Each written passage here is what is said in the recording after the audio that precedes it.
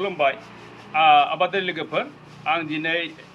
15 आगस्टनि एसे समाय मोननायखाय एसे लाव बेगर जावैनो नागिरदों दा लाव बेगर जावैनायनि सिगां आं दहाय नैबेखौ सदन खालामनानै लाग्रोनाय जाबाय आरोखि सदनखौ बोरै खालामो दा बेखौ आङो दहाय सान्दुङाव एसे फोरानस्रोग्रोबाय ओमफ्राय बहाय फोराननानै आं एसे मा खालामखो नैबेहाय अर्गेनिक एम्फौ बुथारग्रा मुलि हायाव मोस्रोम थायो पयजन थायो बायदि रोखोम बिस थायो नैबेखौ नोंसोरो ट्राइकमा होनना बुङो बेखौ अर्गेनिक जोब गासिबो नैबे बेखौ ट्राइकमा होनना बुङो बे ट्राइकमाखौ आङो बायनानै लायबाय पेकेट मोनसे बेनिफ्राय दा बे ट्राइकमाखौ आङो नैबे आङो हाजों गोबोरखिजों नैबे गोबोरखि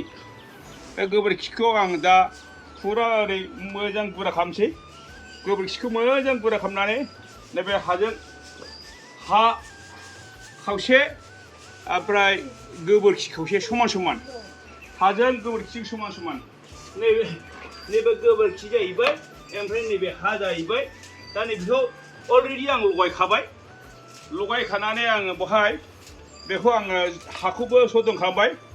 बहाय आङो मा खालामखो नैबेहाय आङो नैबेहाय दा नैबे ट्राइकमा एसे होनोसै आरोखि नैबेहाय ट्राइकमा नैबे बहाय ट्राइकमा होनानै आं एम्फौखौ बुथारनोसै ओमफ्राय नैबे अर्गेनिक पटास होनना बुङो आजिखालि ओंखारबाय नाथाय दामा बुरजा लायो नैबे आं पटास एसे होबाय ओरै बेनिफ्राय नैबे गोबोरखि गोरानखौ आं होबाय आरोखि ओरै दा बेखौ होनना बुङो दा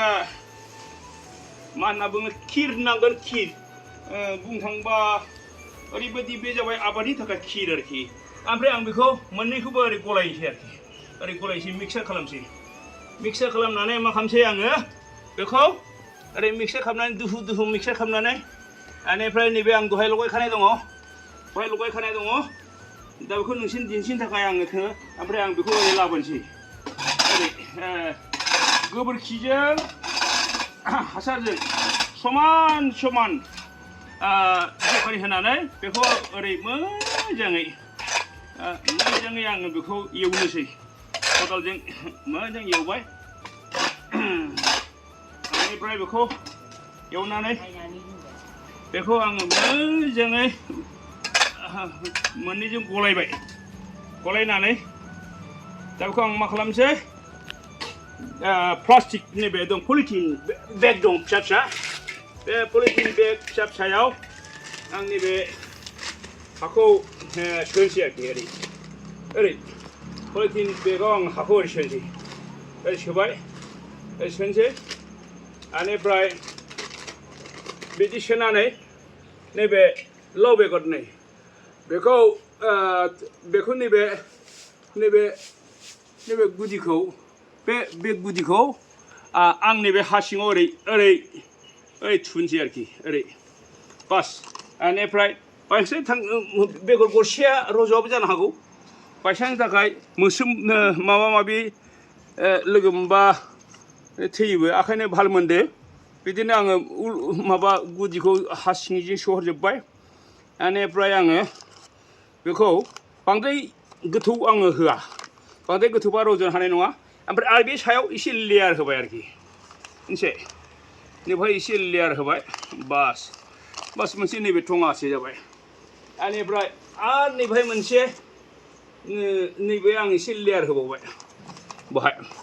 बहायबो होखाबाय अलरेडि लाव बेगरखौ बहाय आं लाव बेगर होखाबाय लाव बेगर आं भालमोनदो होखाबाय ओमफ्राय नैबे मा खालामसै आंनि बे अखा नांनो हायि जायगायाव गायहैनोसै बेनिफ्राय बे कयेक मिनिटआव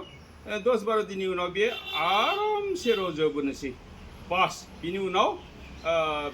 नेक्स्ट ट्रिटमेन्टखौ आं खालामगोन आं दा बेगरखौ बोरै जावैयो कमप्लिट आं बेखौ खिन्थाना होनाय जाबाय उनाव फारि बाय फारि नोंथांमोना साबस्क्राइब खालामबा नुजोबलांगोन फारि आं दा हासारखौ बोरै बानायो खिन्थाबाय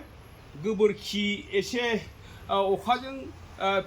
एसे सिदोमा गोबोरखिजों लगायनांगौ गोरान गोबोरखिया जाया